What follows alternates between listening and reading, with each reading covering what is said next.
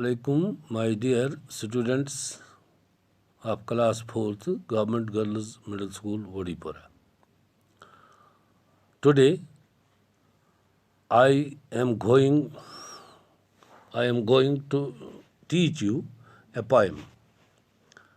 ठीक, ये पोएम पढ़ने से पहले मैं आपको कुछ बातें बताना चाहता हूँ. तो लॉकट लॉकट शुर यम छु तो छवा वुचमुत पानस अंदि अंदि खूबसूरत दुनिया यथ मज ईद मुख्तलिफ कस्मन हंद जानवर यथ मज मुख्तलिफ चीज़ अत बारस मज छुआ तो कुन साथ सोचमुत. क्या आपने इस बारे में कभी सोचा है? ये अत पे सोचा तो लगे पता यह पोएम यह अथ मज सनसी अत दुनिया मुतलक वन. तो थो किताब को नजर. Look on your book and teach, read and understand. Do you ever think about the beautiful world around you? क्या आपने कभी इस दुनिया के बारे में सोचा है जो आपके इर्द गिर्द है? सोचा है कभी? अगर नहीं सोचा है तो चलो आज हम सोचते हैं, आज हम देखते हैं कि ये दुनिया क्या है, किसने बनाई है. यही है आपकी पोएम का नाम भी, all things bright and beautiful. हर एक चीज़ चमकदार और खूबसूरत है जो आपके इर्द गिर्द है. Recite and enjoy the following poem and know the maker of the world. आप इस पर सोचिए, ये चीज़ किसने बनाए हैं, कितने रंग बनाए हैं, क्या क्या बनाया है. तो हमने ये सोचना है कि किसने बनाए हैं, किसने हमारे लिए ऐसे इजादात, ऐसे जानवर पैदा किए हैं, ऐसी ज़मीन पैदा की है, ऐसे दरख्त पैदा किए हैं, ऐसे फूल पैदा किए हैं. तो उसी के बारे में हमने आज पढ़ना है.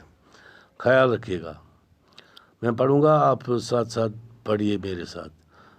All things bright and beautiful, all creatures great and small, all things wise and wonderful, all things God made them all.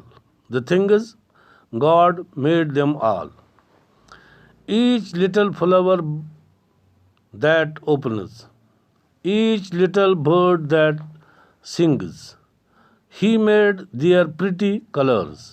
He made their little wings. फिर से पढ़िए आप. All things bright and beautiful, all creatures great and small, all things wise and wonderful, the things God made them all. Each little flower that opens, each little bird that sings, He made their pretty colors. He made their little wings. ख्याल रखिएगा, मैं मानी भी बताऊंगा. मैंने आपको बताया हमारे लिए पहला सवाल है, do you ever think about the wonderful world around you. क्या आपने कभी इस बारे में सोचा है जो आपके इर्द गिर्द खूबसूरत दुनिया है, इसके बारे में कभी सोचा? नहीं सोचा होगा. चलो आज हम इस पर सोचते हैं. Recite and enjoy the following poem and know the maker of the world. आओ पढ़िए और मज़ा लीजिए. द फॉलोइंग पोएम, जो ये पोएम है जो हम पढ़ने जा रहे हैं, ये पढ़िए और एंजॉय कीजिए, मज़ा लीजिए इन चीज़ों का, और आपको पता चल जाएगा कि ये दुनिया किसने बनाई है. Good. All things bright and beautiful, all things यम तन चीज़ बड़ खूबसूरत तो चमकदार. प्रत कह चीज़ उस अंद पक. All creatures great and small, all creatures great and small. युस अंद अंद जानदार जानवर परिंद यथ क्रीचर्स वन. ग्रेट एंड स्मॉल बड़ ग्रेट, बड़ असल तो बेश लकट लकट. Great and small. All things wise and beautiful and wonderful, All things wise and wonderful. Wonderful to go खूबसूरत. Wise go बड़ दाना. ये थोड़ा तो यार अक्लमंद. शाबाश. The things God made them all. ये ते चीज छ. इम छ बनायमुत रबी करीमन. खुदायन छ बनायमुत. God छ बनाय खुदायस. Each little flower that opens. तो छु वुचान इम जन गुलाब आसान छ. यत कजिर पट वना ऐसे गुलाबुक टूर सह गोड़ आसान बंद. तथ कुछ खोलान. तथ कुछ गुलाब बनावान. तथ बनावान रबी करीम गुलाब. Each little flower that opens. प्रत कुन लॉक्टिस पोशस खोलान रबी करीम अल्लाह ताला. Each little bird that sings. प्रत कान लॉकुट जानवर युस चह चाहता छु. युस गेवान आसान छु पन पट बोल बोश आसान करान. He made their pretty colors. यस ही वन खुदायस कुन. यह तम खुदायन बनोमुत उमन प्रिटी कलर गए जबरदस्त बेहतरीन रंग आमुत बनाने. मुख्तलिफ रंगन मज आय पौध कर. He made their little wings. अल्लाह ताला सह अल्लाह ताला यम उमन लकटन लकटन जानवरन यह पख दिस. पख पख वन विंग्स गए पख पर. ये याद रखना आप.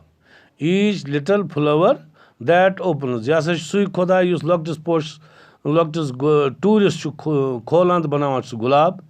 Each little bird wings. प्रत each little bird sings. यह सह प्रत कान जानवर चहचवान खुदा सुन शुक्र अदा करान.